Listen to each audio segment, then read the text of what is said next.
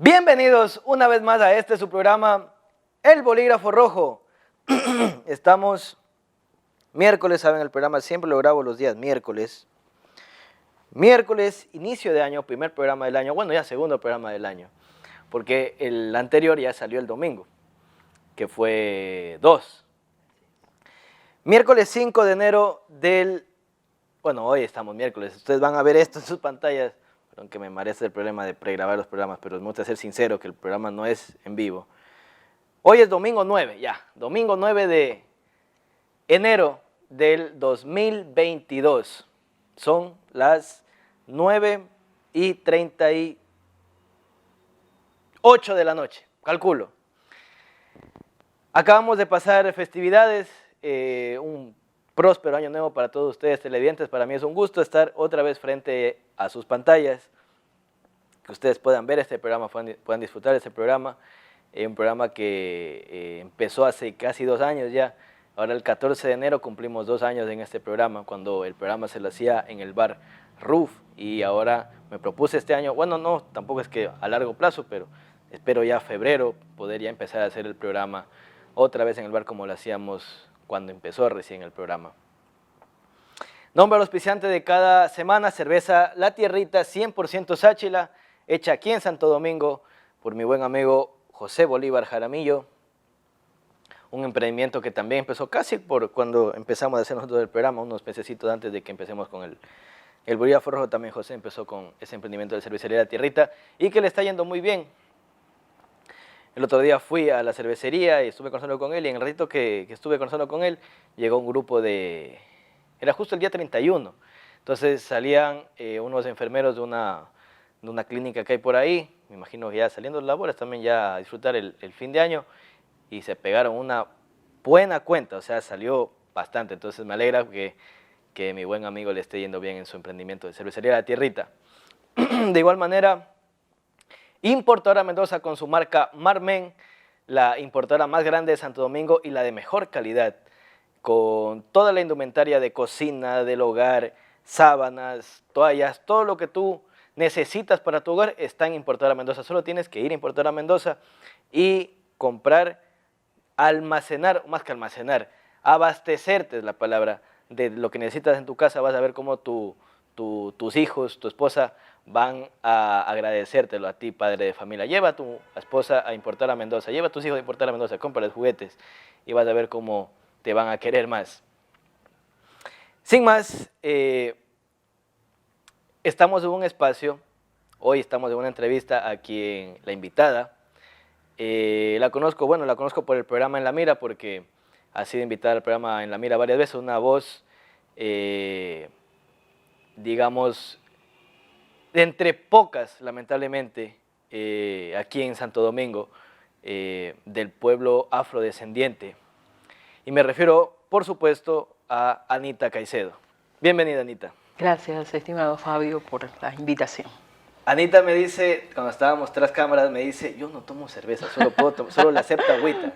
Entonces en este programa me va a tocar a mí nomás tomarme la cervecita. Entonces antes del programa tuve que abrir las cervezas, porque ustedes han visto que en vivo la espuma se me alza. Se inflama. Ajá. Entonces ya abrí una cerveza, aquí está, la que abrí, y ya me serví con mucho cuidado. Ajá. Salud. Gracias. Con Salud. Salud. Muy bien. Anita Caicedo, ¿oriunda de dónde? ¿De aquí de Santo Domingo? Así es. De origen esmeraldeño, porque mis padres son de allá. Mi mamá es de Quinindé, del cantón Quinindé, provincia de Esmeraldas, y mi padre es de San Lorenzo, del cantón Maldonado. ¿Y cómo es que usted llega por acá? Mis padres llegaron hace 45 años acá a Santo Domingo. Todos mis hermanos, su gran mayoría de los muchos que somos, ya hemos nacido acá. Entonces, cuando me preguntan cómo me autodenomino, digo una mujer afro-santodomingueña. Afro-santodomingueña, excelente. Así es, muy bien. Así es. ¿Cuántos hermanos son? Bueno, soy la 11ª de 12, 6 varones y 6 mujeres. Casi como que la última por ahí. Ajá, 12, claro. ¿Cuántos hombres y cuántas mujeres? 6 varones, 6 mujeres. 6. Qué bestia. ¿Y el último es última o último? Última. Me quitó el Última. trono, de hecho. Ajá. Era como que la engreída, como que Claro. todo con Anita. Y de repente, cuando yo ya tenía 7 años, mamá dice, como era gordita y todo aquello, estoy embarazada. Y claro, yo ya con 7 años me creía la reina de la tribu, hogar. digo Ajá. yo, de la casa. Pero no, hoy por hoy mi hermana ya tiene alrededor de 28, 29 años y llevamos una gran amistad. Y a pesar de aquello, yo llevo el nombre de mamá. Siempre le digo, sí, tú viniste por accidente, ¿no? pero allí consolidamos ese hogar tan maravilloso de 2 hermanos. ¿Y sus padres? Aún con vida. Aún con vida. Mamá tiene 73 años, papá tiene 75, pero siempre en la gente afrodescendiente la edad pues no es muy notoria, ¿no? Claro, sí, no es muy notoria. De hecho, a mí siempre me ponen la edad por mi talla, por mi timbre de voz, pero también estoy por ahí, como que los 30 y un poquito, no tanto, llegando casi a los 40, entonces sí, somos allí. Ya. Esa cantidad de hermanos. Aquí en Santo Domingo, ¿cuál es su sector, su colegio, sus amistades? Bueno, un sector muy conocido, muy popular, soy de los unificados.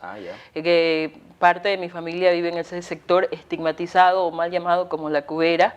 Pero La Cubera. Sí, así es. Bueno, yo no nací allí, pero como mamá, mi abuela, cuando llegan de Esmeraldas, cuando llega de Quinindé, mi abuela se radica en ese sector, pero mamá tuvo un espíritu siempre aventurero, entonces nosotros pasamos en el oriente, en Cayambe, en Guayaquil, en Machala, pero siempre uno no es de donde está, sino de donde nace. Entonces, si me preguntan de dónde soy de allí, de los unificados, de la parada exactamente de los buses, pero gran parte de mis primos y mis primas viven en ese sector. Y viajaban por todo el país, o sea, decía que se iban al oriente, pero mamá se iba con todos. Claro, sí. Cuando mamá alzaba el vuelo era con todos sus pollitos, ¿no? Y papá pues iban allí por cuestiones de trabajo. Mamá siempre le gustó mucho el comercio. Entonces ya ahora que nosotros, los últimos en este caso, pues ya fuimos, en mi caso hay un tema de estudio conmigo, entonces ya mamá bajó las tensiones y ya comienza a haber otro giro en cuanto a nuestra realidad como gente pobre, como gente que, te digo, solo 12 hijos, imagínate cuál era nuestra realidad en aquel entonces. Quiero hacer una pregunta, pero tengo miedo de hacer la pregunta, porque una vez un periodista la hizo y lo achacaron feísimo. Y le pregunto porque es muy conocida la sazón esmeraldeña. ¿Qué tal es usted para la cocina? Sí, yo creo que eso se lleva, o sea, es genético. Es más, tras micrófonos alguien me decía, ¿qué tal eres? Igual, así para la comida. En pandemia me tocó sacar todo a flote con relación a poder cocinar. Claro que había situaciones en las cuales, mami, ¿qué aliño le pongo? Pero ya hay cosas que por inercia las hago, como un encocado. De hecho, me encanta mucho el tema del encocado, el tema de los asados. Lo hago, sí, tener a mamá siempre es como que tener la receta de la abuela ahí a la mano. Claro, sí. Entonces sí, soy muy buena para ese tema. A mí me gusta la cocina y de hecho, aquí tengo un cortecito. Porque ayer o antes de ayer fue. Ayer, estaba, a ver, no, ¿cuándo fue? Bueno, ayer antes de ayer estaba cocinando y me corté, sí me gusta cocinar y le estaba llamando a la señora que trabaja en mi casa, que cocina delicioso, espectacular, Rosita, le mando un saludo a la Rosita. Me dice, Fabio, es que no puedo ver tu programa porque no tengo televisor. Y ya le vamos a ver, conseguir un televisor. Entonces le llamo, Rosita, estoy haciendo esto, ¿qué le pongo, qué le hago? A ver, mijito, haga esto y ya. Pero así sí, pasa. me gusta la cocina y lo que usted dice, usted tiene a su mamá, claro. Yo tengo a mi Rosita. Mi mamá también cocina, pero mi mamá no tiene mucha paciencia para explicarme. Entonces mejor le llamo a la Rosita y ella me explica. Lo acepto. No, sí, en mi caso sí, aunque claro, por mis actividades siempre surge esa pregunta, ¿y la Anita sabrá cocinar? Pues sí, soy completa, digo yo, también me toca hacerlo y lo hago con mucho amor. ¿En qué colegio estudió? ¿Escuelita y colegio? En la César Fernández, que era una escuela vespertina, en el sector mismo. En la mañana funcionaba la Manuel Elicio Flor. Ok. En la tarde era la César Fernández, entonces bajábamos desde, bueno, te comento que era un poco vaguita para caminar. Me subía en el bus y me bajaba allí justamente en la escuela. ¿Cuántas cuadras son? No, pues de la parada era ya algunas cuadras porque era más allá del Roldós, del Colegio Jaime Roldós Aguilera, de ese sector, ¿no? Sí. Entonces yo, pues como, claro, siempre era la engreída de casa, mis hermanos me daban para el pasaje, me daba el lujo de ir en bus a la escuela y bajar. Entonces allí terminé mis estudios de escuela. El colegio tuve un tema entre el Augusto Arias, el Roldós y el Eloy Alfaro, que de hecho es grata la experiencia que estuve allí, porque puedo decir que grandes docentes hoy por hoy se sienten orgullosos de la persona en la cual paso a paso. ¿Y usted se graduó en el Eloy Alfaro entonces? No, yo me gradué en el Colegio 20 de Octubre de Esmeraldas, por una situación de salud de mi mamá. Tuvo que irse a Esmeraldas. Así es. Ok, entonces vamos avanzando. Hay una pregunta antes de eso. Me imagino que cuando usted era pequeña, en los unificados eso debe haber sido como votado. No, al contrario, bueno, Unificados tiene esa particularidad, es uno de los barrios más viejos, digámoslo así, Ya. de Santo Domingo. De hecho, en aquel entonces el colegio Jaime Roldós estaba en todo su auge, venía a la par con el Roldós, con el Augusto Arias, entre los más pelucones, y de hecho esta semana hacía recordar a mis sobrinos, estaba la Pío, estaba el Federico, en esos momentos yo estaba estudiando, entonces era parte de esa generación donde aspiraba a estar en esos colegios emblemáticos. Y los unificados, como en el Roldós había la carrera de mecánica, entonces era un colegio reconocido y de renombre en aquel entonces. Yo una vez, que habré tenido unos 9 años, yo vivía en la Banco de Fomento. Ya. Y a mí me encantaba la bicicleta. Yo tuve mi bicicleta a los 8 años, mi primera bicicleta. 7, a los 7 años tuve la bicicleta. Claro, fue el regalo de 7 años. Sí, el regalo de 7 años. Entonces la historia fue a los 8. O capaz a los 7 mismo. Claro, porque como era bicicleta, tú andabas en bicicleta todo el tiempo. Claro, fue a los 7 años. Qué bestia, a los 7 años. Y yo vivía en la Banco de Fomento y se acordará que la Río Lelia no era asfaltada, solo era adoquinada a un lado. Así es. Y a un lado y solo hasta la entrada de la mutualista, de ahí para el fondo ya... Vaya como pueda. Ya, ajá. Entonces yo andaba con mi bicicleta por ir por el Banco de Fomento, que eso sí estaba asfaltado. Y un día dije, ¿qué será por allá? ¿Qué habrá por allá? Porque uno no conocía. Así es. Uno era de la Quito y al Ciclo de los Continentes y por aquí nomás. Eso se Y yo, al menos, yo no conocía por allá. Y un día en las tardes que me iba a andar en bicicleta por ahí, dije, voy a ver qué hay. Mi mamá no debe saber esa historia. Y un día cogí en la bicicletita y me fui. Bajé todita la Río Lelia, pasé la mutualista, que ahora todo eso ya es pobladísimo, Claro, ya es céntrico. comercial. Antes era, por eso preguntaba si quedaba votado. Pero para mí, hasta hace 20 años, para mí eso era como que lejos. Pero bueno, yo niñito que vivía más acá. Claro, y por la falta de obra también, podemos Eso, decirlo. Cuando no hay, es que las vías le transforman la vida a cualquier población. Y recordemos que de hecho ahora en los unificados y aún hay calles que no están asfaltadas. Entonces todo eso también hace que los pueblos se conviertan en lo que usted decía, en desolados, en olvidados. Y cuando uno es pequeño el mundo está alrededor de uno. Entonces todo eso tiene que ver. Entonces cogí mi bicicleta, me fui, bajé hasta la mutualista. Dije, ¿qué será por allá? Me voy a ver. Y me fui y llegué hasta la Lorena. Llego a la Lorena y está por acá hacia la Pío y por acá hacia los Niandes. Y veo que hay una calle que se mete a la Bahía de Caracas. Así es, ahí comienza. Y digo, ¿qué habrá por allá? Voy a ver qué hay. Y me paro así, pues veo que son subidas, bajadas. Y me fui solita en mi bicicletita. Y llegué, me acuerdo, hasta la Catacocha, me parece. Sí, que queda la escuela Manuela Cañizares en esa esquina. Hasta ahí llegué. Y dije, dije, qué grande, que es Santo Domingo. Así, yo nunca había conocido solito. Y de ahí ya dije, y como que me di cuenta, dije, esto que soy lejísimo de mi casa y ahora como regreso. Y ahí me di la vuelta, 7 añitos, qué bestia. Bueno, para mí eso era... Es que nunca salía de ahí del Banco de Fomento. Y bueno, ya me regresé. Entonces, por eso le preguntaba si es que tal vez era desolado. Estudios superiores. Bueno, mis estudios superiores los comienzo en la Universidad Laica Vicente Rocafuerte de Guayaquil, rompiendo estigmas. Mamá sueña todavía, con que algún día esté en televisión diciendo y reportó por ustedes Ana Marixa Caicedo. Comienzo a estudiar periodismo allí. Y desde allí comienza esa historia de ir rompiendo paradigmas y estigmas con relación a la afrodescendencia.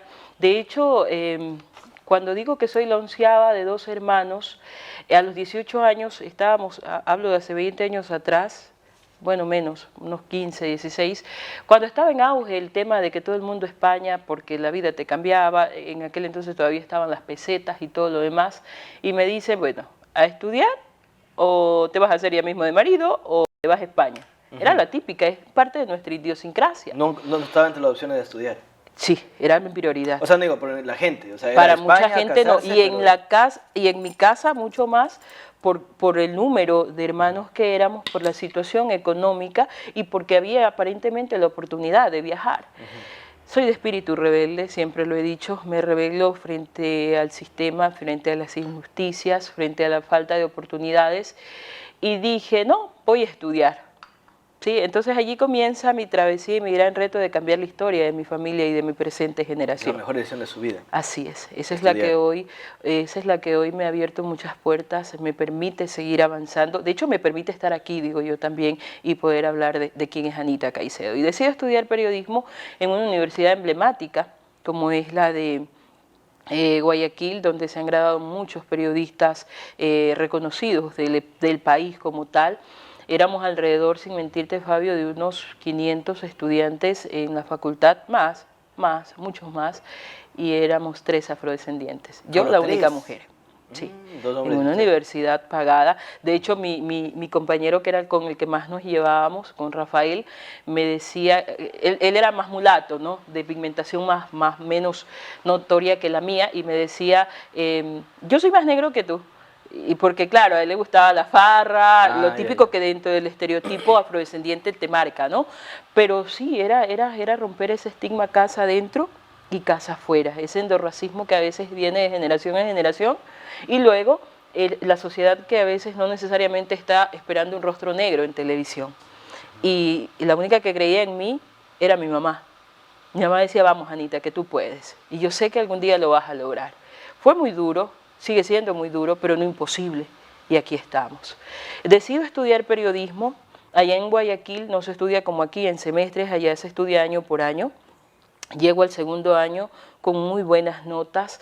Vivía en la isla Trinitaria, Oh, ¿ya? ya. Entonces, y la universidad quedaba de polo a polo, porque la universidad queda acá, cerca casi ya inclusive al terminal, una de las personas con muy escasos recursos, pero siempre eso para mí ha sido convertirlo en resiliencia y sacarle provecho a las circunstancias y saber que solo necesito una oportunidad. Y comencé a estudiar periodismo. Aprobé el segundo año y mamá le detectan diabetes y me tocó regresar. No acabé mis estudios en periodismo. Duro regresar acá a Santo Domingo. Nadie, ningún medio de comunicación me abrió las puertas. Y era entre mi mamá, porque ya me convertía yo en la mayor de casa porque todos mis hermanos habían migrado, porque mi última hermana pues tenía menos edad que yo, papá dedicado a trabajar, tengo una hermana con discapacidad. O simple y sencillamente era el reto de, yo lloraba, o era el reto de decir, no, mamá, que se quede allí, que yo avanzo con lo mío. Y sin temor a equivocarme, acompañar a mamá en sus días de enfermedad para mí fue la mejor bendición. Porque aquí estamos, con otra profesión, con algunas especializaciones, después de decir, no voy a la universidad porque quizá no tengo plata, porque a veces no había, llegué a estudiar en la San Francisco de Quito. Ah, qué bueno. Sí, uno de mis estudios se logró allá, a pesar de que aquí estudié en la Luis Vargas Torres. De hecho, yo llego a la Luis Vargas Torres y después me entero la reputación que para algunos personas tiene, ¿no? Yo llego con todo el entusiasmo porque me tocó cambiarme de carrera, porque ese último año en la Vargas Torres ya se acababa comunicación, y comunicación había aquí en la Católica.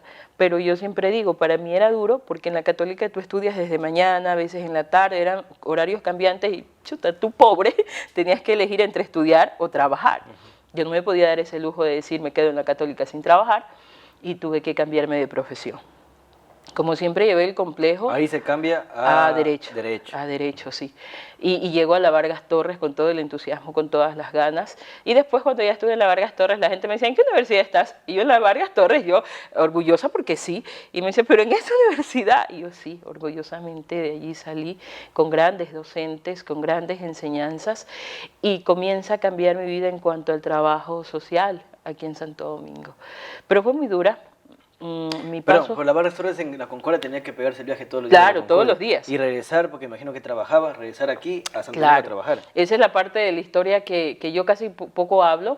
En el 2011, José Lupo Guerrero, el papá del Chiqui Guerrero, es nombrado presidente de la Federación Deportiva Provincial, y era la única persona que me dio la oportunidad de trabajar. Dicen unos que por negros, y que entre negros nos entendíamos. Y fue así. Ahí comienza mi vida laboral, y la tomé como la vitrina para poder ir escalando. Para mí un trabajo es la oportunidad para demostrar mi capacidad, mis ganas de salir adelante, el cambiar desde casa la historia, y ahí le vamos. Hoy que soy madre, pues siento la vida mucho más, y aunque mi estudio, el paso por las instituciones educativas que digo, desde escuela, desde colegio, eran muy duras, porque a veces en aquel entonces el tema de las listas, los uniformes, realmente para mí estudiar fue un reto. Pero siempre tuve y tengo esa respuesta por parte de mamá: mija, quizá yo no tenga dinero, pero yo creo en ti. Y eso es, para mí ha sido la gasolina fuerza, que mueve el claro. barco, No ¿no? puede decepcionar a sus padres. Claro, no puedo. Hoy tengo una gran responsabilidad cuando a veces mis sobrinos me ven en televisión. Me dicen: tía, la escuché. Tía, me gusta cómo hablas. Tía, ¿de qué se trata lo que estuvo hablando? Y cuando a veces, como todo ser humano, me quiebro o no quiero avanzar, ellos están allí para decirte: vamos, que sí puedes, vamos, que creemos en ti. ¿Qué situaciones la han hecho quebrar? ¿O El querer no sistema, avanzar o no querer avanzar? mientras más arriba la presión surge más, el compromiso es más, el trabajo que se debe realizar es mucho más. Pero como tú vas a escalar, el problema del ser humano es creer que como soy yo es el resto. Cuando tú tienes un buen corazón, tú confías en la gente, crees que como tú eres, quizá te autocalificas como bueno, crees que la gente es buena, y cuando tú llegas allí y te das cuenta que eso no No son sucede, iguales. tú dices: espérate", ¿no? Entonces tienes dos opciones: o detenerte o querer ser, tres opciones, perdón: o detenerte, querer ser como ellos, o avanzar sin perder tus principios. Y eso es lo que a mí me ha pasado, a pesar de mi corta edad. Dios, para mí Dios es todo, eso creo que es lo que también me sostiene. Bastante religiosa, Sí, ¿verdad? sí, sí. Mamá desde que nací pues también ya era cristiana, pero el problema que yo tengo con relación a mi relación con Dios es que nunca la pongo como pretexto. Cuando yo llego y le digo a usted: Fabio, no tomo cerveza, no lo digo porque soy cristiana, porque no me gusta que la gente estigmatice el evangelio como tal, porque para mí Dios y el evangelio es la fe que yo profeso, es libertad. Entonces, muchas de las veces yo escucho a gente que dice: es que yo no me hago esa religión porque te prohíben, porque no me gusta. En mi caso es distinto, porque a mí no me prohíben, yo tengo la libertad de hacer todo. El problema es que todo me es lícito, pero no todo me conviene. Entonces no voy a poner nunca el evangelio como pretexto para avanzar en lo que quiero, al contrario, como fortaleza para creer en un Dios que todo lo puede. Excelente. Muy bien. Eso, y así me toca ir avanzando por la vida. Insisto, mientras más dura es la carga, más grande es la satisfacción. He sufrido escenas de racismo, muchas, a pesar de mi elocuencia y de que quienes que me conocen dicen: chuta, la Anita es súper pila, ¿no? A veces he escuchado criterios como eso. Soy de carne y hueso, como todo el mundo. El problema es que siento ese racismo en mí cuando yo he tenido la oportunidad de estudiar y estar en lugares estelares, y lo que yo tengo como respuesta, Fabio, es: ¿qué hay de aquel que no puede estudiar?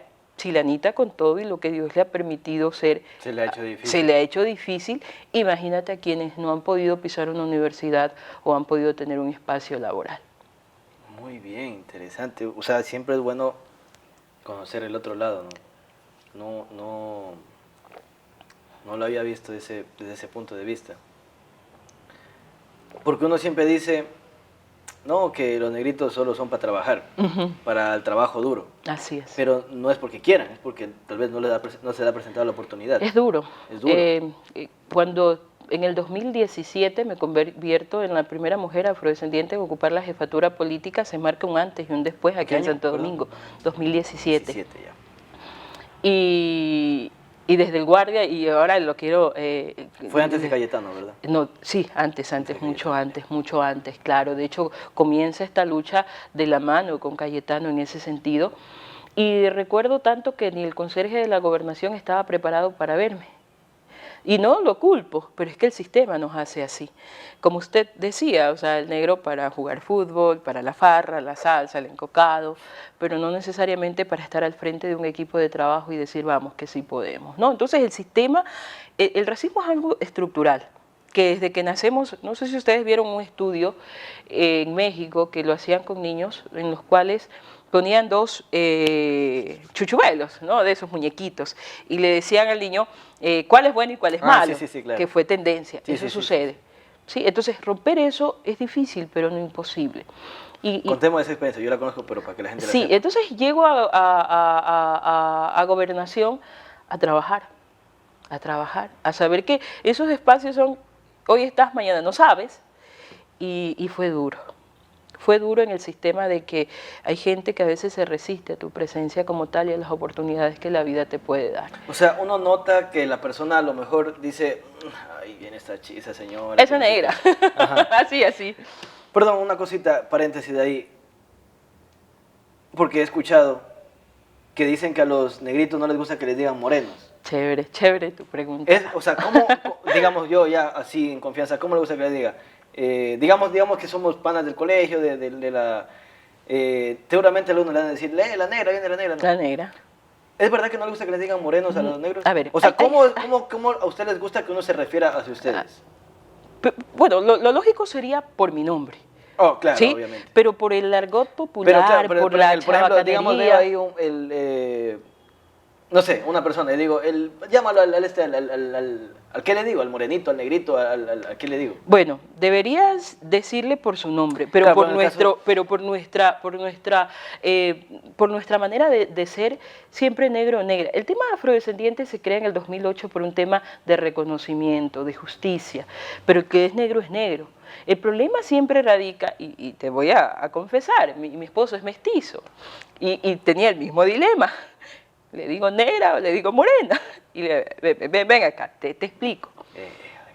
Cuando le digas a una persona negra, díselo con seguridad. Okay. El problema es, o la ofensa es cuando tú no sabes cómo tratarlo para no herir su susceptibilidad. Pero no es porque el negro no se sienta negro. El problema es que a veces el negro ha sido maltratado por ser negro. Y es allí donde entran en ese dilema de cómo le digo. Pero cuando tú le digas a un negro, díselo con seguridad y te aseguro que no te va a decir por qué me dices negro. Pero negro, ahora, no moreno. Claro, no, es más ofensivo porque es como una estigmatización que se dice si le digo negro o le digo moreno. Cuando le digas negro, dilo con cariño, porque también eso es, ¿no? Hay mucha gente que a veces dice negro de manera despectiva, de manera con el afán de humillar al otro. Entonces, cuando lo digas por cariño, dilo con seguridad y en ese sentido no va a haber ningún inconveniente. Porque negros somos y somos orgullosamente negros como tal. Ok. Vamos a la primera pausa comercial y vamos a regresar hablando ya de el tema político, que también es importante y ese es el espacio que predomina en este programa. Vamos a la pausa comercial y regresamos hablando del tema político y la trayectoria también que tiene Anita en este mismo tema político. Vamos a la pausa comercial y regresamos.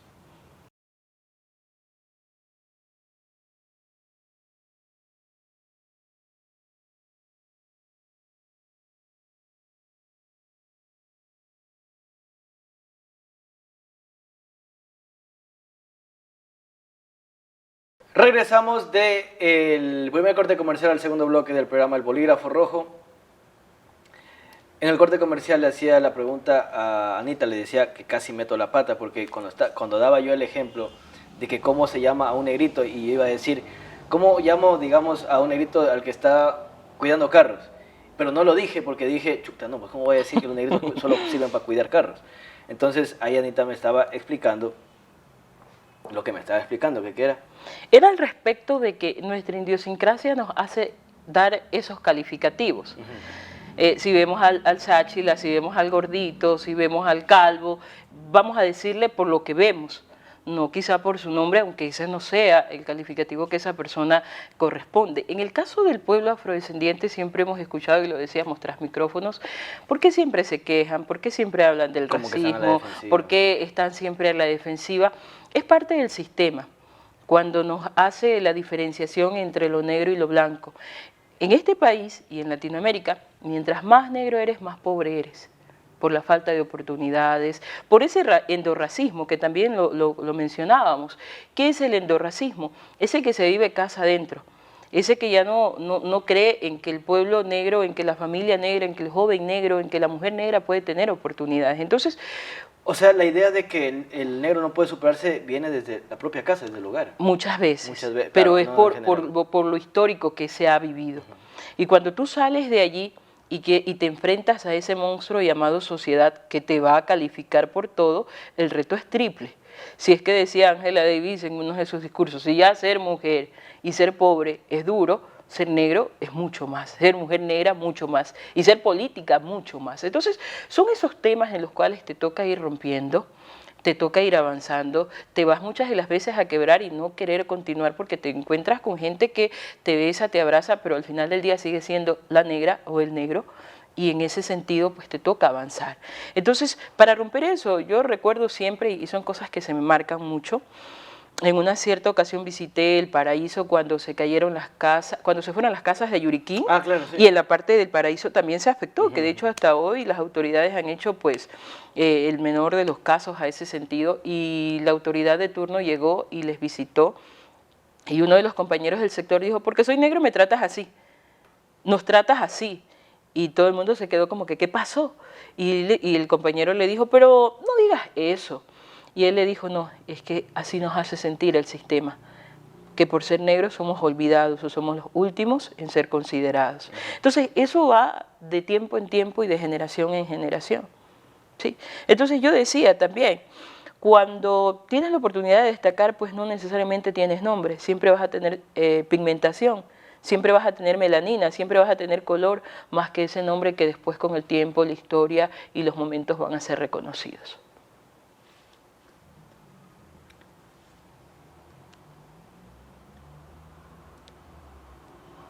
A veces, y perdón la pausa, ¿por qué se ve, a ver,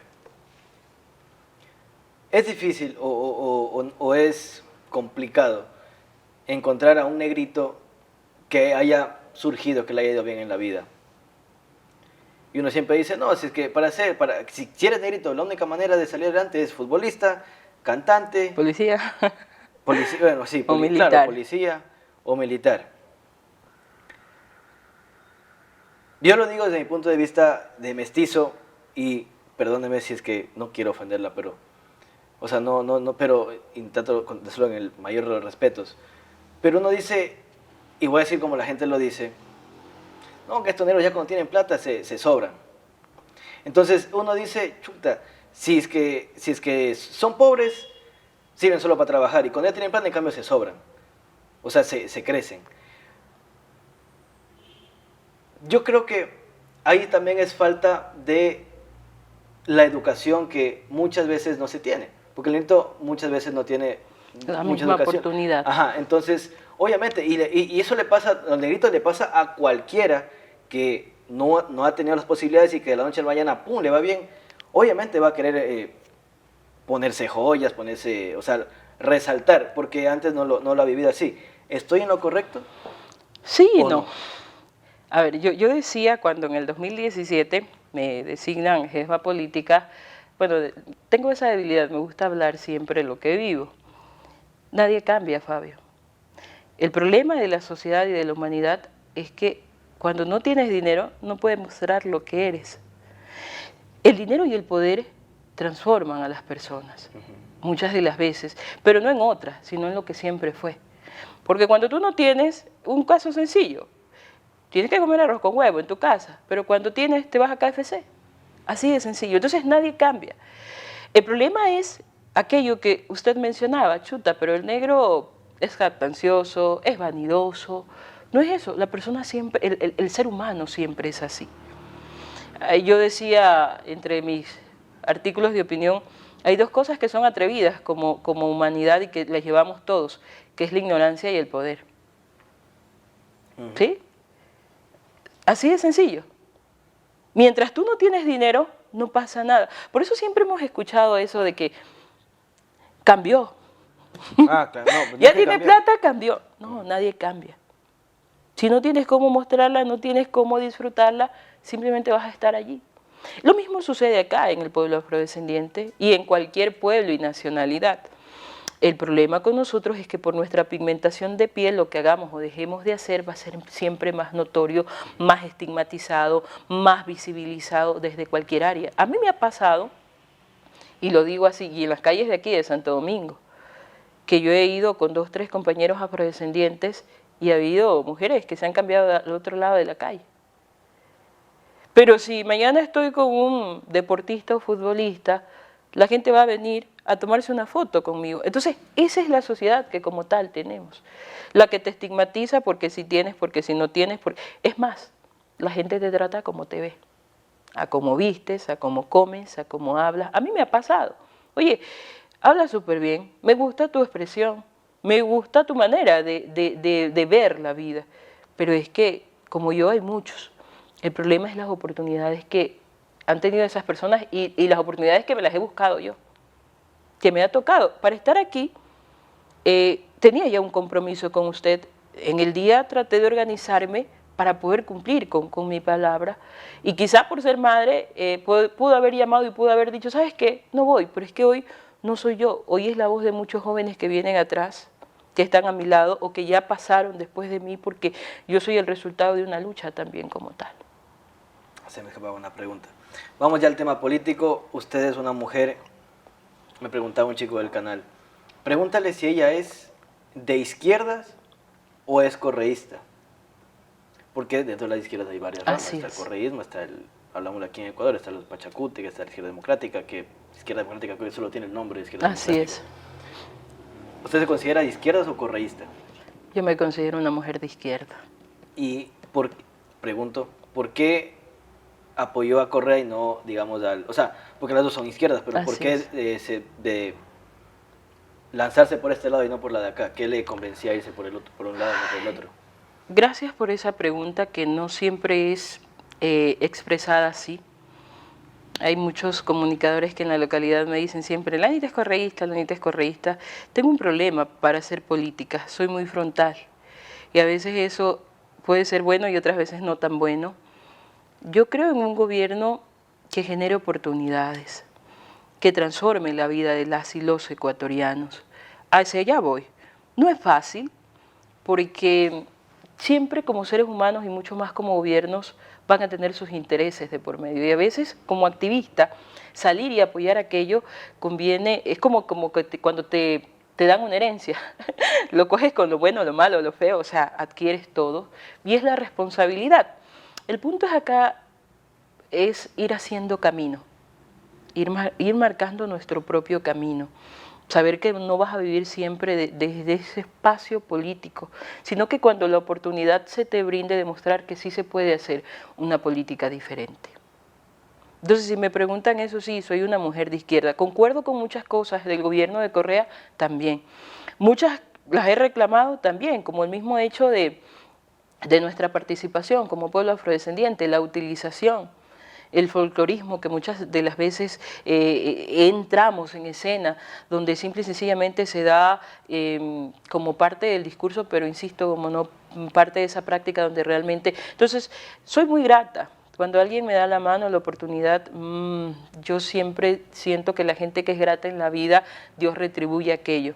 El gobierno de Correa creyó en mí cuando nadie en Santo Domingo lo esperaba y fui designada como jefa política. Ya son alrededor de 2017, casi 4 o 5 años. ¿No era con Eddie Verdugo ahí? No, con Líder Olaya. Con Líder Olaya. Okay. Con Líder Olaya, un gran ser humano, una gran persona. Y desde allí para allá siempre se me encaja en esa lid. Y para mí, lo digo así, con errores y aciertos, pues me siento orgullosa de haber pertenecido a ese proyecto político. No soy muy amiga de idolatrar a las personas, ¿sí? De endiosar a las personas. Cuando alguien te alaba mucho, cuando alguien habla muy bien de ti, siempre preocúpate, porque al final del día terminan fallándote. Eso ¿sí? dice alguien, al que en una empresa, al que le trae el café al jefecito y que anda ahí, ese es el que más tiene que tenerle.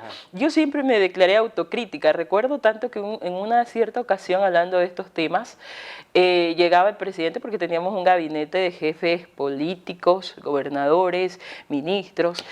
Y claro, yo siempre utilicé mis tacos. Entonces pasa el presidente y todo el mundo se quería abalanzar. Rafael. Claro, y yo me quedo fresca.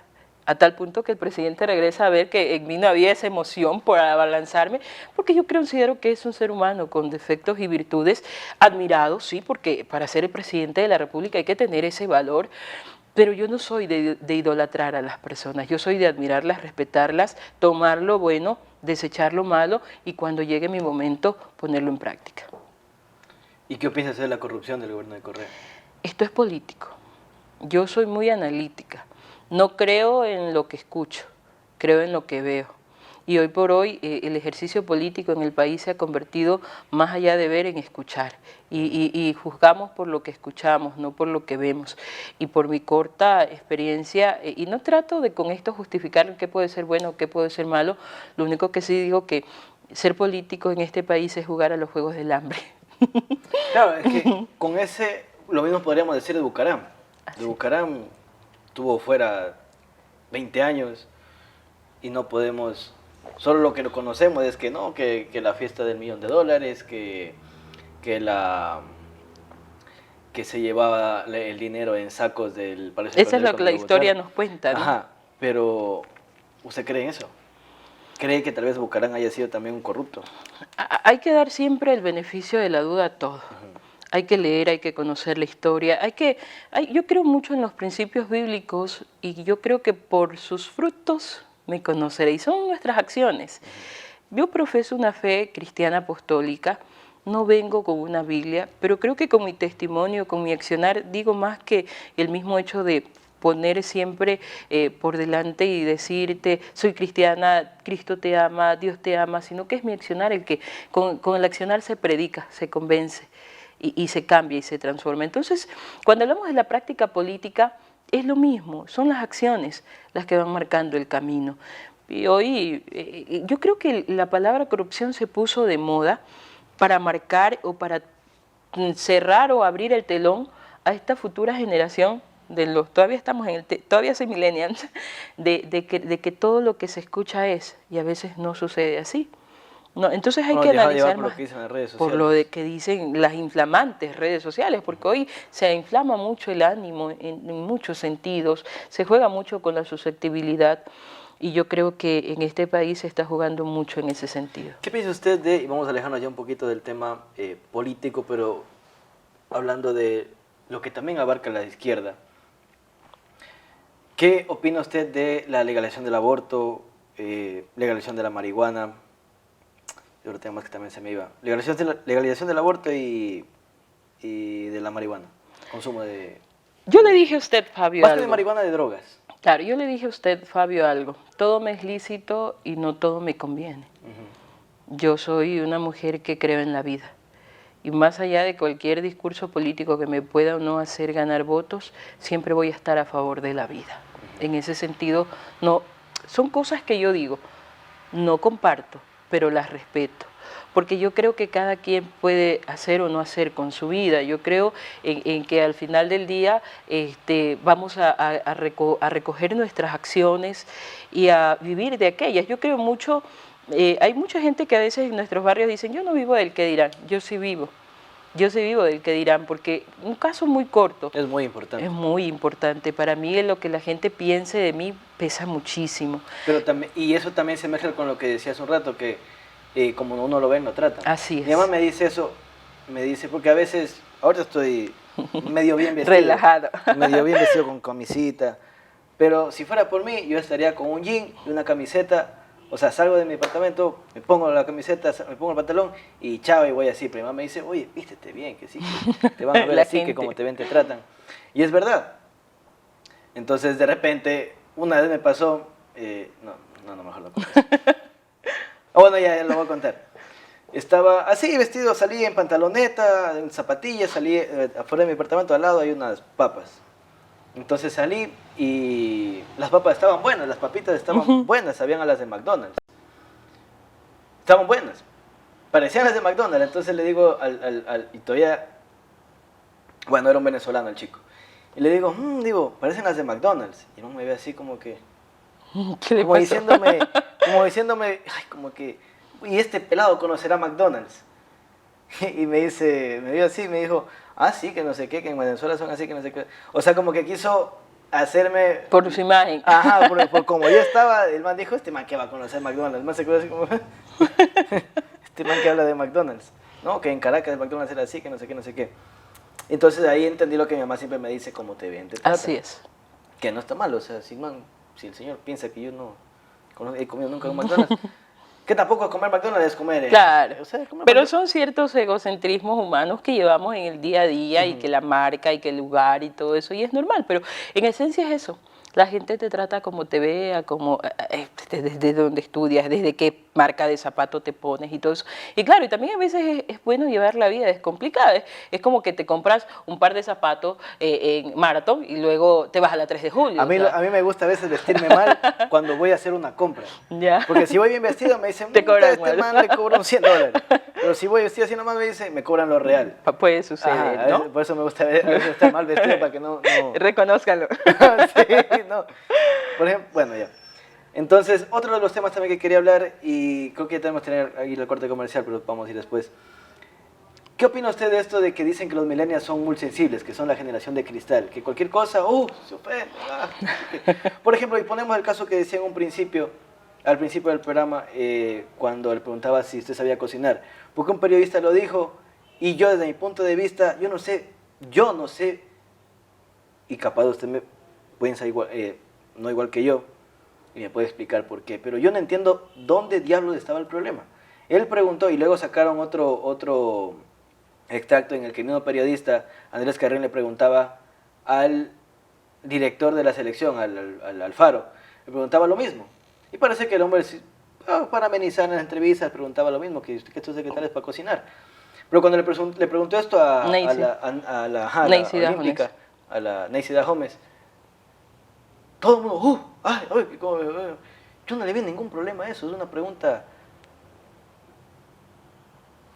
que le hizo también al Gustavo Alfaro, que también es hombre, que cosa. O estoy equivocado yo, o usted qué piensa de eso. No, a ver, el tema, estamos viviendo un momento en el cual a lo malo se le dice bueno y a lo bueno se le dice malo. Yo decía, a ver, tengo el gusto de conocer y de ver en algunas competencias, haber observado a Neisy en algunas competencias, una chica muy sencilla. Yo creo que vivimos en un momento más que sensible, sensacionalista, donde de hecho de esta entrevista yo puedo decir cosas en las cuales creo que el momento es ameno, pero alguien las puede sacar de contexto.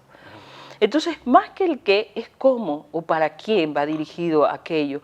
Porque a mí si me preguntan, Anita, ¿sabes cocinar? Yo no lo voy a tomar como una ofensa porque es parte de nuestro diario vivir. Yo creo es más que en la pandemia, en los momentos más difíciles, ¿quién no aprendió a cocinar? ¿No? Pero yo creo que es el personaje, el momento, el tema álgido en cuanto a lo político y que a veces queremos hacer de lo mínimo más para poder encender. El tema de los millennials me pasó, no siempre hablo de casos familiares, llega mi sobrino y me dice, tía, mi mamá me sacó de onda. Si te sacó de onda, es que me dijo que me iba a dar una paliza. Tía, ¿puede usted creer eso? Pero el niño de 9 años me hablaba así. Y le digo, ¿te dijo tu mamá que te iba a dar una paliza? Sí, tía, y no lo puedo creer, me decía, pero me hablaba con un tema así como tú dices, y él, es que en mis tiempos mi mamá no me comunicaba que me iba a dar paliza. Eso era échate ahí y comenzaba a aconsejarte y tú por último le decías, mami, ya, deme rápido que estoy aquí.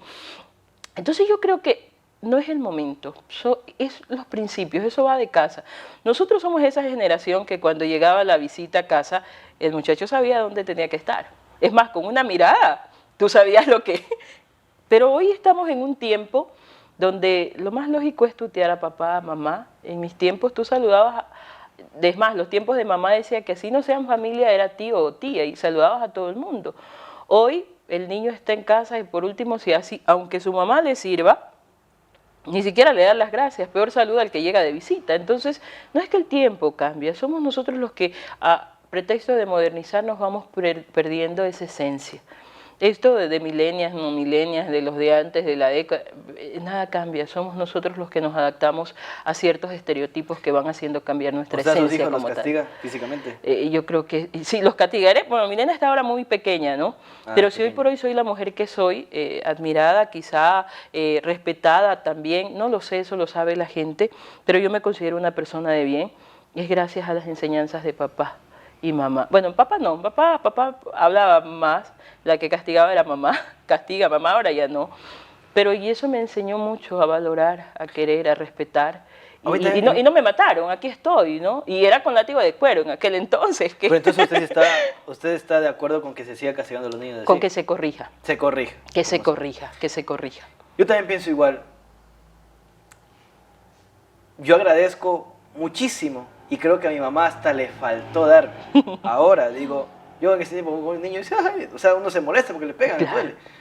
Pero yo ahora digo, capaz si a mi mamá hasta le necesité más. Pasa. Yo. Ajá, porque mi papá, en cambio, mi papá alguna vez me ha de haber castigado así, de pegarme. Y creo que la vez que me castigó fue porque mi mamá le dijo, anda, ya te toca a ti.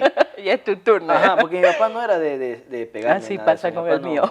Hablaba, se enojaba y todo, pero no.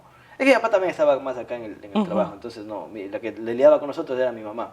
Entonces mi mamá sí me dio unas buenas, y yo creo que hasta le faltó. O sea, habían cosas que yo creo que porque, y ahí también ya formas y formas, porque ahora que dicen, no, que a los niños no hay cómo pegarles, que no sé qué, no sé qué. Mi mamá decía, cuando yo era en el colegio era relajosísimo, llamaba a la inspectora a mi mamá que sí, que su hijo ha hecho esto. No, nunca fui dañado tampoco, o sea, es que en mi colegio... De los míos ha de haber sido revolucionario, pero... Travesuras, pero eran travesuras de esconder las mochilas, de dar la vuelta a las mochilas, los cuadernos, los esferos. Ajá, eso, travesuras así. Entonces, llamaban a mi mamá y mi mamá le decía al inspector, yo lo autorizo a que usted le meta un reglazo, le jale las orejas, lo que sea, y el inspector, no, no puedo hacer eso, no, que la ley... No, ¿por qué le dice? ¿Quién lo va a denunciar? Si yo que soy la mamá le estoy diciendo que le pegue. Autorizando. Yo le estoy autorizando. ¿Quién le va a denunciar? No, no puedo. Y nunca me hizo. Pero, y yo creo lo mismo. Hay un dicho que dice, niño malcriado encuentra padre y madre donde sea. Así es. Así es. Recién me pasaba en una cena de Navidad, que yo estaba, bueno, llegué un poquito tarde a la cena, estaba yo comiendo, todo el grupo estaba allá, ya terminaron de comer, estaban jugando ahí, jugando, que el amigo secreto, esas cosas. Entonces yo llegué tarde, entonces estaba acá en otra mesa solito comiendo, y en eso había un niñito por ahí que fregaba. En lo que estaban ellos jugando, y también estaba acá comiendo, pero también estaba jugando. Todavía no era mi turno, entonces cuando me tocó mi turno, me gané una pelotita. Me ganó la pelota, entonces cogí mi pelota, la puse por aquí y seguí comiendo. Y viene el pelado. No, y se me trepaba. Y los papás estaban allá, yo no sabía cómo. Pero, o sea, ¿quién va a coger su muchacho? claro, o sea, ¿cómo hago para que este pelado deje de molestar? Entonces, lo que estaba comiendo, traté de como medio jugar con el niño para que yo mismo tratando de no hacerme mala sangre, como que medio jugar. Pero el pelado era tan inquieto, que empezó a treparse y todo. Y coge, y jugando, coge el plato y pum, lo quiebra. Y el plato con comida todavía, con comida. Ya me terminaba de comer. Y mi mamá, como me vio que yo estaba jugando con el pelado, de una se enojó conmigo. Conmigo. Usted. Claro, entonces de ahí yo digo, ¿cómo hacía yo? Si los papás que están ahí no le dicen nada, no lo corrigen, niño. ¿Qué hacía yo? Claro, es complicado.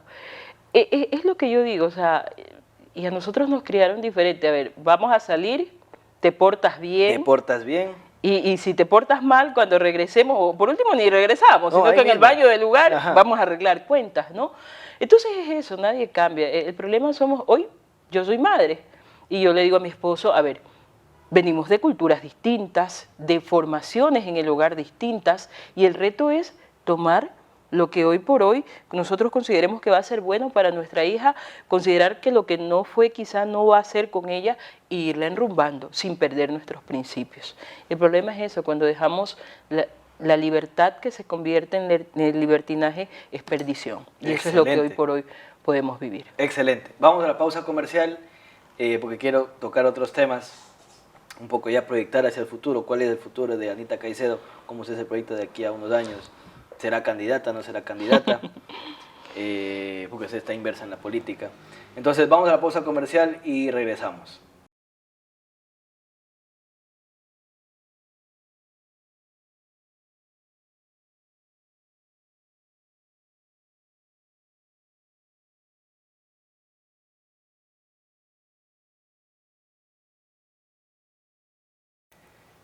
Regresamos del segundo corte comercial al tercer bloque del programa El Bolígrafo Rojo.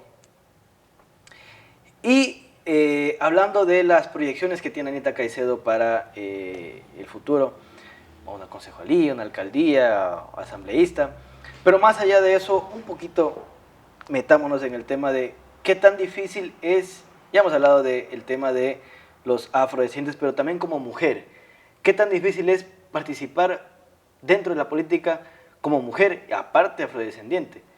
Bueno, en mi caso muy Buscarse particular, su lugar. claro, en mi caso muy particular he tenido grandes ventajas, digámoslo así. Sí, el tema de la afrodescendencia es complejo desde la particularidad que siempre te van a dar alternancias, terceros, cuartos, quintos lugares. La puesta en escena de la participación política, en mi caso, surge en el 2017. Y hicimos un trabajo de unión, de fortaleza de pueblos y nacionalidades, y eso me catapultó allá en el 2017 al ser segunda candidata, sí, ocupé el segundo curul en el equipo de Verónica Zurita, y lo recuerdo tanto porque no tuve que pedirlo, ¿En me el lo dieron 2017? En el 2000, sí, ¿O no, a 19? ver, 2019. Usted estaba después de Calero, entonces. Sí, yo estaba después de Calero, no pedí ese espacio. Para muchos actores políticos en otras tiendas esos espacios del primero, segundo, tercero te cuesta dinero, te cuesta pelea, y a mí no. En un momento determinado me llamaron, se sentaron a conversar conmigo, tuve muchas propuestas, pero era un tema familiar, era un tema de trabajo. Verónica Zurita venía trabajando con los sectores que habíamos convergido en otras actividades del pueblo, se identifica de hecho mucho con el pueblo afrodescendiente, y eso tuvo mucho que ver. Cuando yo decía que me manejo bajo el principio de la gratitud, fui por allí, por esa línea, ¿no? Entonces llegué allí, sin pelear, pero sí con la capacidad de poder decir estamos aquí y es por algo. Cuando desde mi vida de adolescente siempre me agradó mucho el tema político, pero con una particularidad. Yo no quería ser la que pasaba el agua, yo no quería ser la que iba, porque chuta, tráete esa negra porque es grande, tráete quizá esa negra porque habla bien. Yo quería estar en la mesa para tomar decisiones.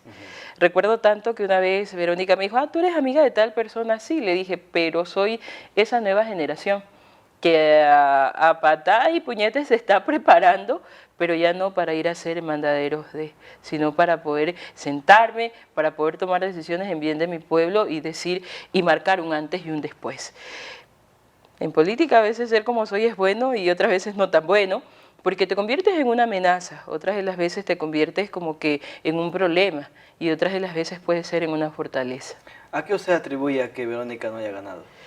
Yo creo que tiene mucho que ver, también el ser mujer y ser político es complicado, el momento en el cual... Mucho se dice que Verónica no le fue bien porque tenía un rechazo de la gente por la prepotencia de ella.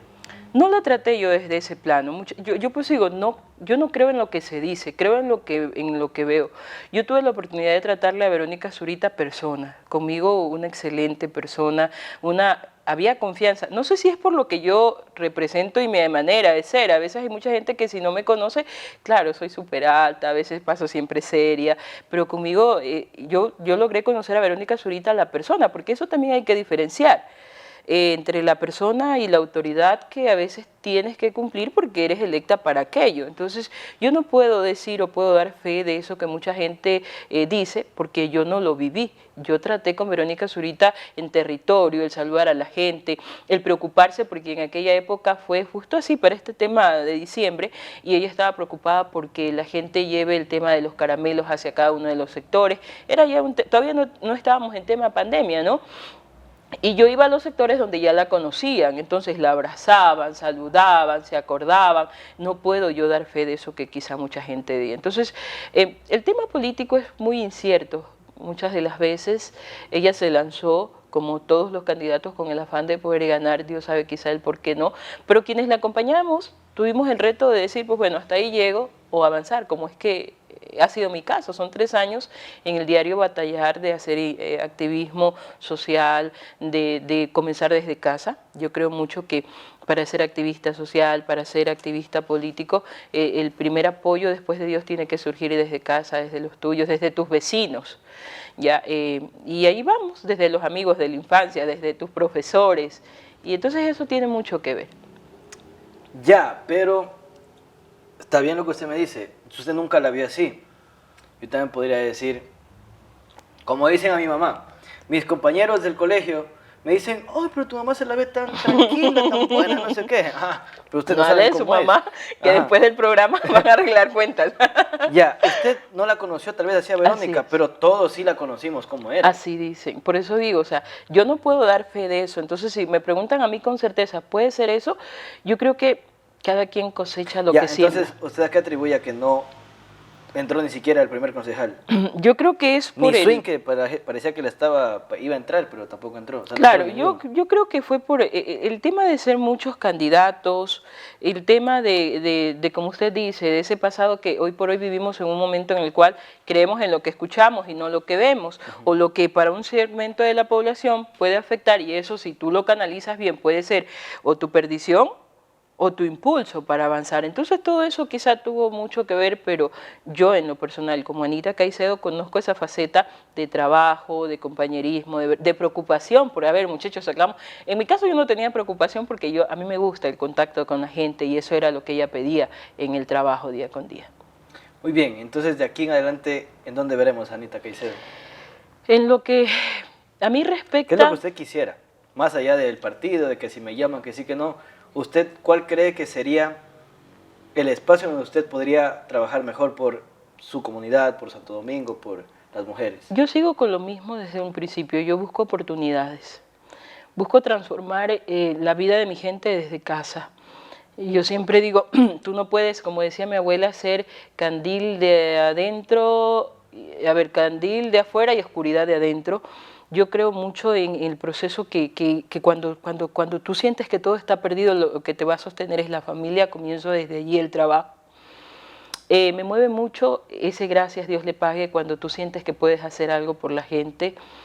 Creo que hay que trabajar.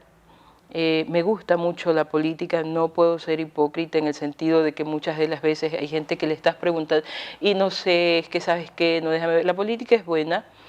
Hay malos elementos que es diferente y que han hecho esta estigmatización, este mal concepto de la política. Creo que los jóvenes deberíamos levantar una futura generación de políticos sanos, sinceros, de corazón al poder trabajar. No es fácil. A veces nos lanzamos a este mundo político queriéndonos saltar escalones, ¿sí? Cuando usted decía, a ver, buena Anita, concejalía, alcaldía, asambleístas, a todo eso podemos llegar. Yo le decía a mi sobrino de 15 años la semana anterior, ¿sabes que los chinos no son inteligentes? Y me decía, tía, no son inteligentes, ellos son disciplinados. Cosa que a nosotros los latinoamericanos nos hace mucha falta. Entonces cuando alguien llega a mi alrededor y me dice, oye, negra, hablas bien, eres preparada, lánzate. Puedes llegar a ser alcaldesa, puedes llegar a ser, sí, perfecto, porque para llegar allá primero tengo que comenzar creyendo en mí, para que los demás crean en mí.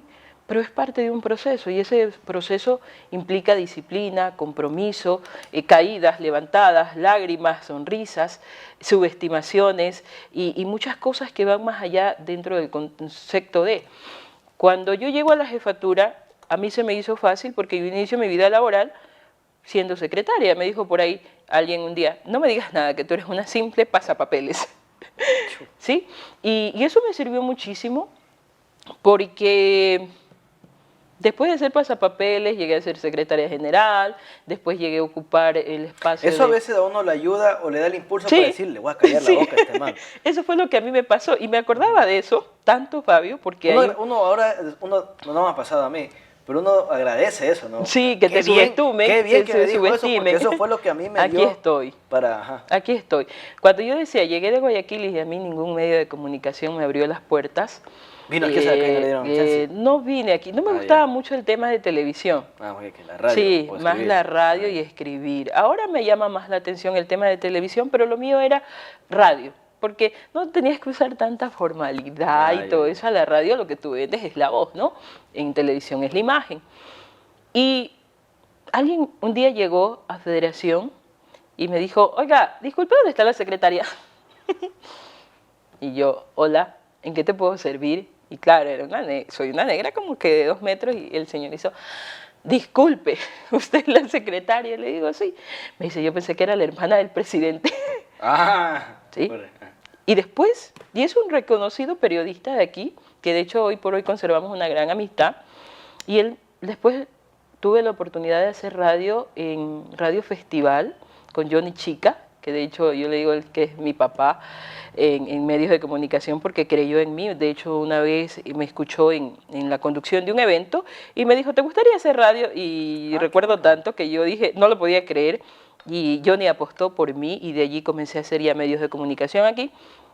Y coincido con esta persona que era un espacio así mismo de entrevistas que yo manejaba. Y me dice, yo le debo a Anita unas disculpas públicas. ¿Por qué? Porque en aquel momento jamás me imaginé ver una secretaria negra. Porque siempre estás acostumbrado a la secretaria, las uñas, el cabello, la rubia, la alta, la flaca, la que seduce a todo el que llega, y de repente te encuentras con una negra de 2 metros ahí, con una voz que te dices, Dios mío, ¿y esta mujer quién es?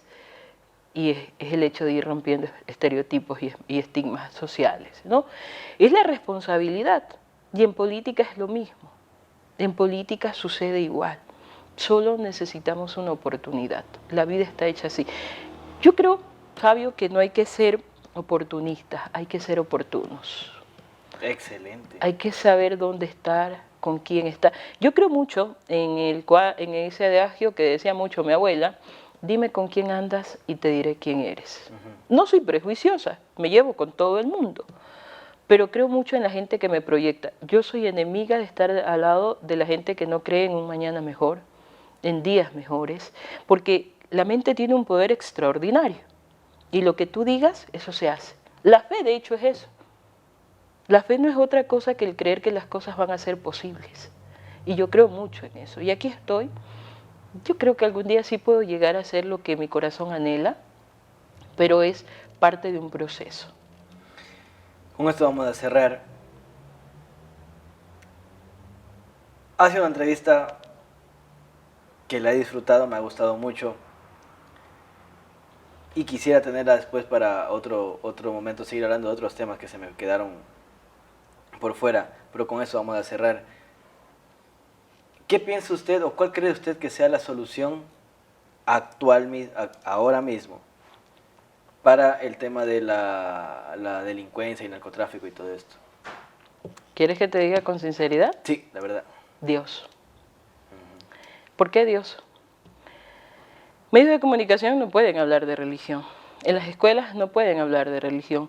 Pero lo irónico es que cuando están en la cárcel sí. Si quieres una sociedad distinta, quieres una sociedad con principios, quieres una sociedad con valores, pero ocultamos lo que realmente puede transformar la vida del ser humano. Yo no te digo, vístete con una falda que te arrastre o anda con una Biblia, pero si quieres transformar la sociedad, el resultado está allí. Un Estado que no invierte en temas sociales, pero quiere que la sociedad esté mejor.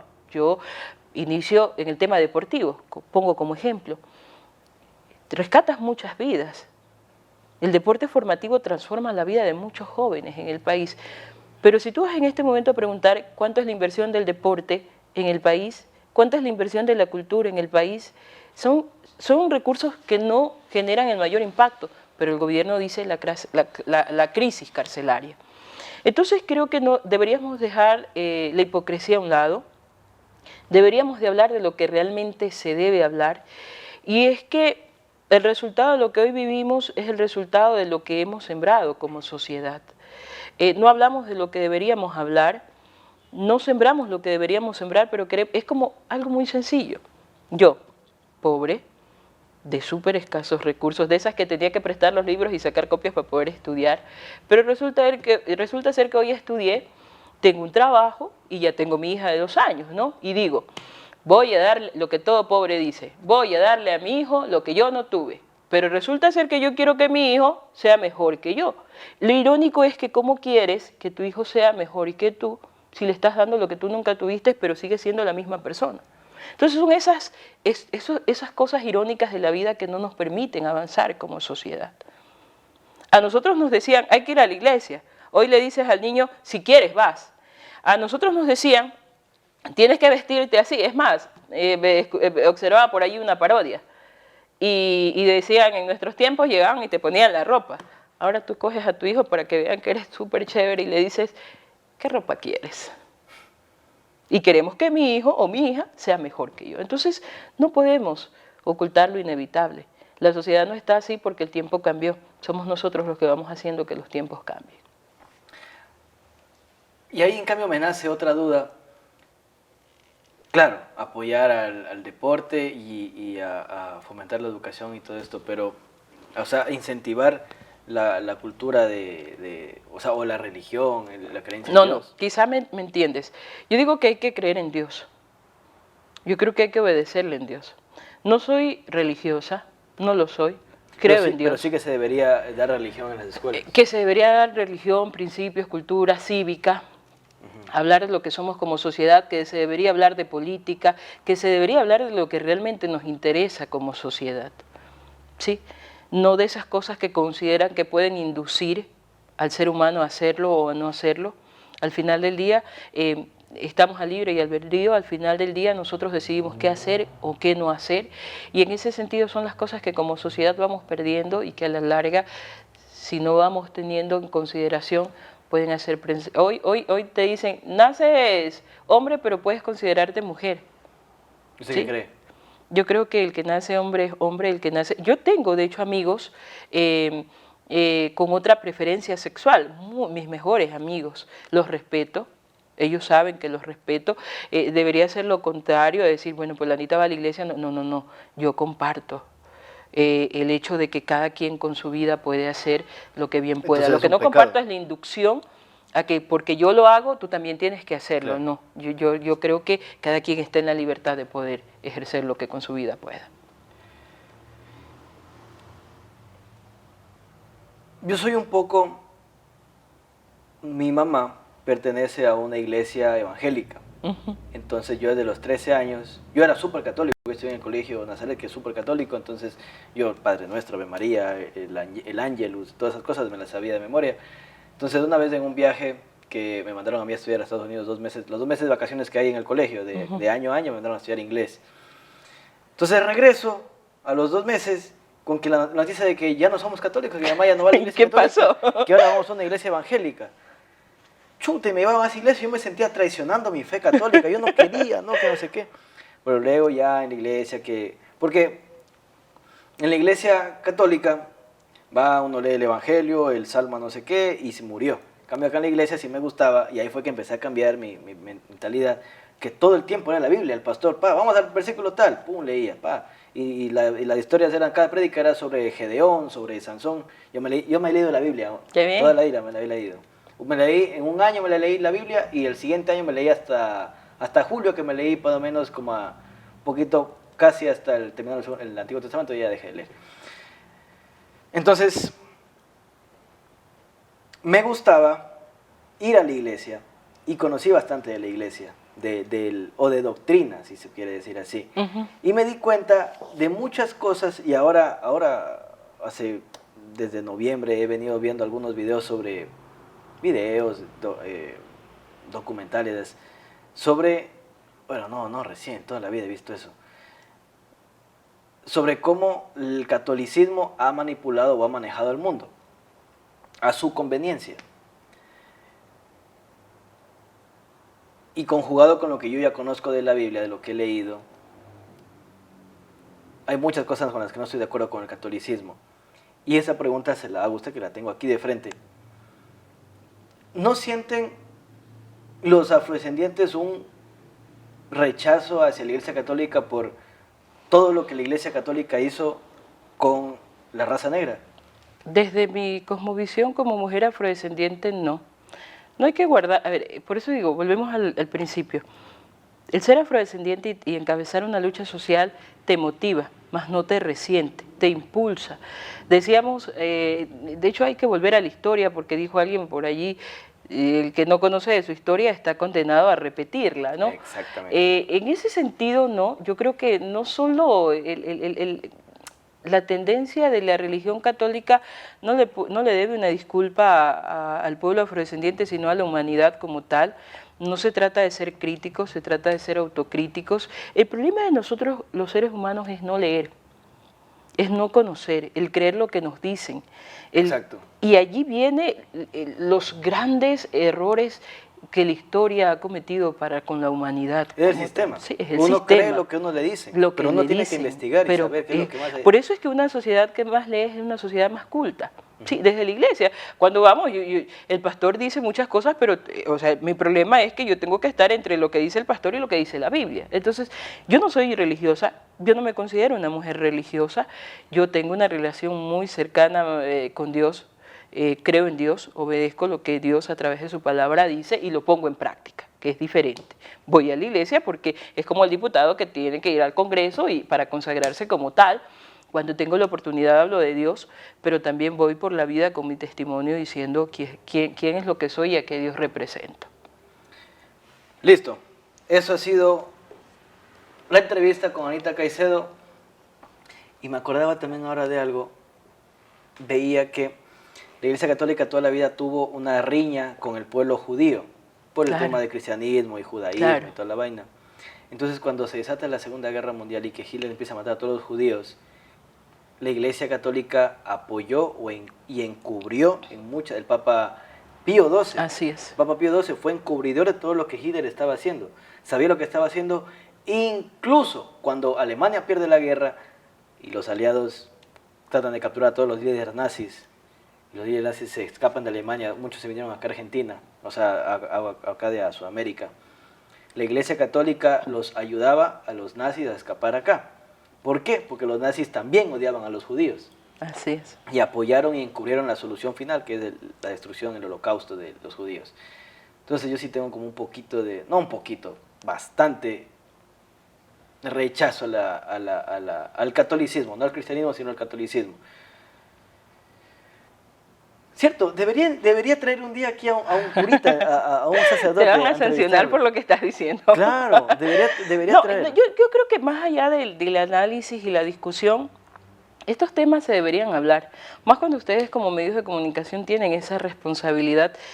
Yo ya he perdido la cuenta de cuántos medios de comunicación he visitado. Es la primera vez que entablo un diálogo en cuanto a mi fe, en cuanto a lo que significa Dios en mi vida, porque yo digo, si soy lo que soy y sé que algún día voy a llegar a ser y a cumplir los anhelos de mi corazón, se lo debo a Dios. Pero también al trabajo, porque claro, no es el hecho de decir, yo creo en Dios y Dios me va a dar todo lo que... y venga y caiga, ¿no? No, yo creo que la fe sin obras es muerta y es esa fe que te mueve, que te impulsa. Ese versículo es de Santiago. Así es. Santiago, entonces, no me acuerdo qué versículo es. En 3:9:3 por ahí va. Ajá. Y entonces, yo creo eso, es la primera vez, por eso digo, ya no me pregunten cuántas entrevistas he asistido, a cuántos medios, porque realmente las primeras, cuando iba por primeras ocasiones me emocionaba tanto, ya sé que nunca subestimo, para mí una entrevista es como la primera, siempre voy con los mismos nervios, como que y ahora es que me van a preguntar, decía un periodista de la localidad, Anita, negra, acompáñame a una entrevista, y yo, sí, ¿y de qué te vas? Ay, por favor, ¿y con quién vas a hacer maltratar? Pero siempre todas tienen esa particularidad de que tú no sabes al final del día o al final de la entrevista qué es lo que vas a poder decir. Y mi caso es muy sencillo. No me causa problema porque lo que te digo, lo digo porque lo he vivido y porque me nace del corazón. ¿Sí? Es una entrevista súper atípica, que me llena, me satisface. No me digas que te has sentido mal. No, al contrario, me ha fortalecido, gracias, de verdad. Me ha fortalecido porque uno tiene que hablar de lo que vive, Fabio, uno tiene que hablar de esto,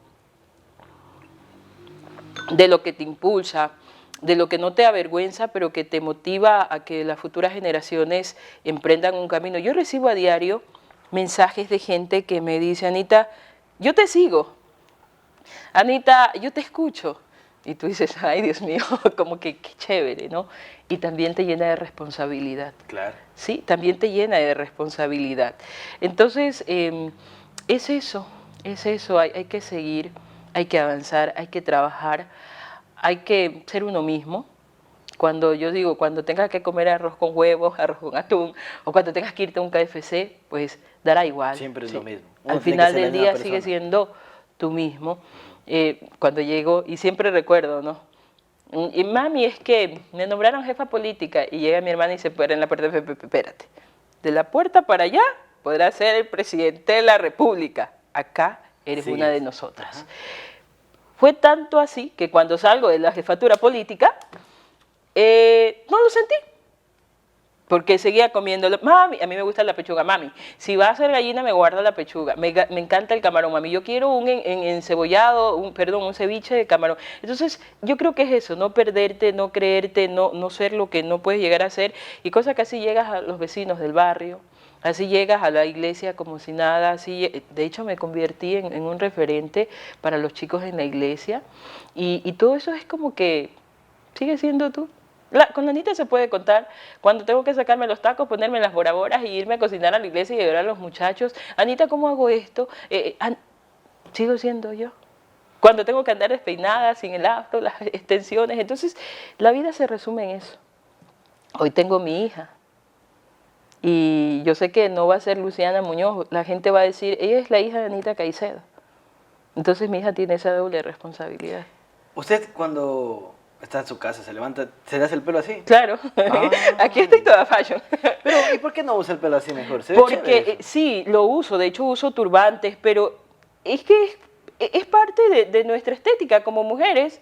Aquí lo tengo alisado, pero Paola mi se le ve cabello, súper claro, chévere. pero mi cabello es afro, así también. ¿Y Es por qué no más, se lo deja así, pues, entonces? por Se la vería vanidad, súper por la chévere. vanidad. Es más, cuando papá ve que nos alisamos, se van a quedar calvas.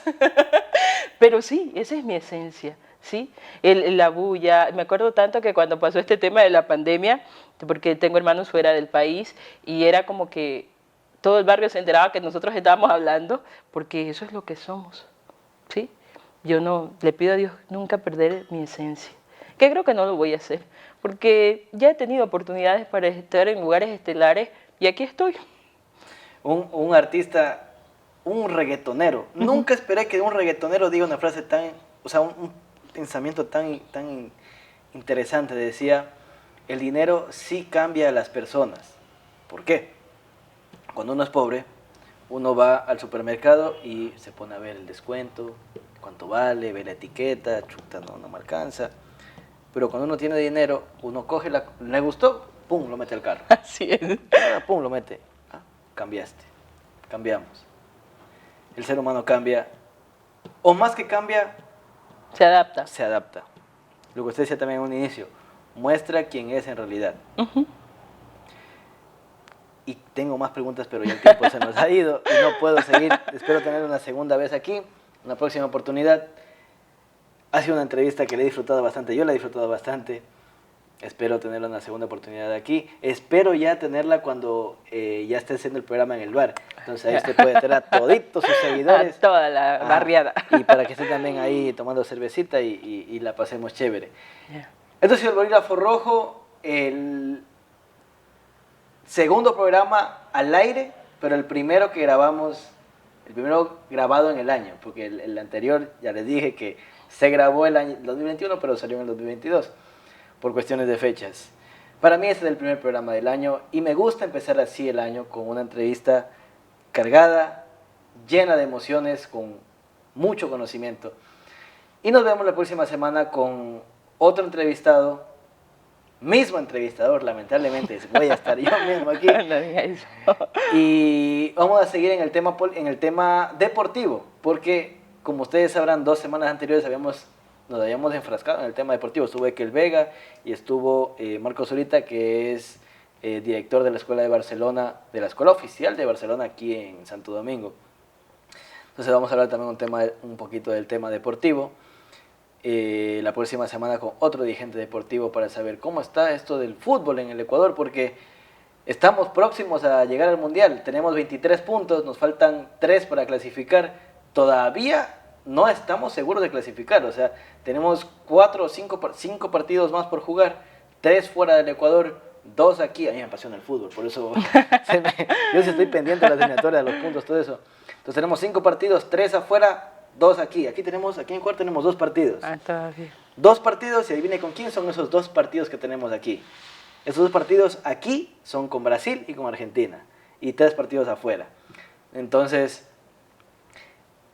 en la peor situación es de que perdamos todos los partidos que tenemos, nos podemos quedar. Entonces, no es que estamos todavía asegurados. Entonces vamos a hablar del tema deportivo, más de las eliminatorias y todo esto, vamos a hablar de cómo está el fútbol aquí en Santo Domingo, vamos a hablar de enfocarnos más en el fútbol, porque es lo que más hay aquí ahora, del deporte premium del Ecuador. Entonces vamos a hablar de la nueva cuna de futbolistas del Ecuador que dicen, los entendidos, que es Santo Domingo, que antes era el Chota, luego pasó a Esmeraldas, dicen que ahora la cuna del fútbol está en Santo Domingo. Y yo sí lo creo porque dicen que Ekel Vega decía aquí sentado que 15 de los 22 de la nómina del Independiente del Valle son santodomingueños. El Independiente del Valle, que es un equipo que es cantera, que saca equipos formativos, todo eso, todos son en Santo Domingo. 15 de los 22, 15 de 7, 2/3 son santodomingueños. Los demás son de Quito, de Esmeraldas, del Chota, donde sea. Entonces vamos a seguir hablando del tema deportivo y esperemos también ya, conforme avanza el tiempo, van a asomar también el tema político, las elecciones, todo eso. Y va a ser un año muy interesante porque vamos a tener aquí a los políticos. Y ahí ojalá esté otra vez aquí de nuevo usted. Ojalá esté en papeleta, no creo. Ojalá. Entonces nos vemos la próxima semana. Chao. Gracias.